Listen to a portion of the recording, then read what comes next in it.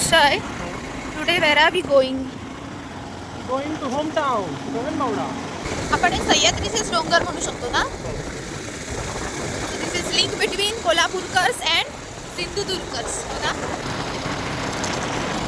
दोन शब्द बोला ना गगनगिरी महाराजांबद्दल. गगनगिरी महाराज. ओके, पहिलं सांगा ह्याला गगनबावडा का म्हटलं जातं? हो, कारण हे उंचावरती आहे. पहिला गगनबावडा गावाचं नाव होतं करवंदवाडी. काय होतं? करवंदवाडी. सरवंदवाडी. करवंद करवंद करवंद. Okay okay, Karvandwadi. म्हणून करवंदाची वाडी बोललं जाईल. ओके, हां हां. त्याच्यानंतर नाव चेंज केलं गगनबावडा. जसं खाली भुईबावडा आहे, जो म्हणजे खाली आहे म्हणून त्याला भुईबावडा, हां. आणि हा जरा उंचावरती आहे म्हणून त्याला गगनबावडा म्हणतात. गगनगिरी महाराज त्यांनी कैलास पर्वतावरती तपस्या केली. त्यांना दत्त महाराज प्रसन्न झाले. त्यांनी नंतर इथे आले. ते एका गुहेमध्ये राहायचे. त्यांच्यासोबत वाघ होते तिथे. त्यांनी पाण्यामध्ये तपस्या केलेली आहे.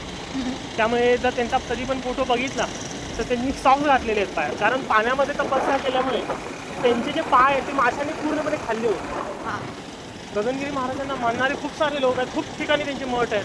खोपोलीमध्ये एक मोठा मठ आहे. ॲक्च्युली त्यांनी समाधी तिथे घेतली. पण महत्त्वाचं म्हणजे जे गगनगिरी महाराजांचं महत्त्वाचं स्थान किंवा जे मेन स्थान जे म्हटलं जातं, जे मेन प्लेस आहे ते गगनबावडाचं.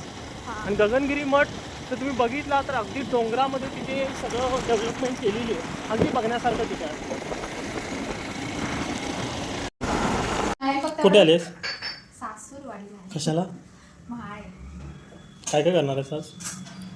आज करणार कणसाची भाजी आणि वडी करणार. बाकीचं सगळं मम्मीने केलेलं आहे. कणसाची नाही, कणसाची नाही, बोंड्याची भाजी. बोलण्याची भाजी. मम्मी काय काय केलं आज? हे वरण भात, दोडका, पडवळ, कणसाची भाजी, पापड, खीर, आळूवडी, कढी. त्याच्यावर दही घालणार, दही घालणार, खीर वाढणार.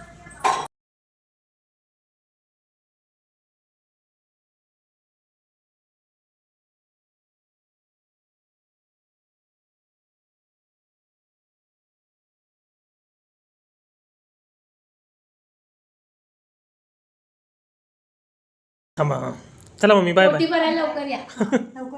हां, चला. चला, बाय बाय.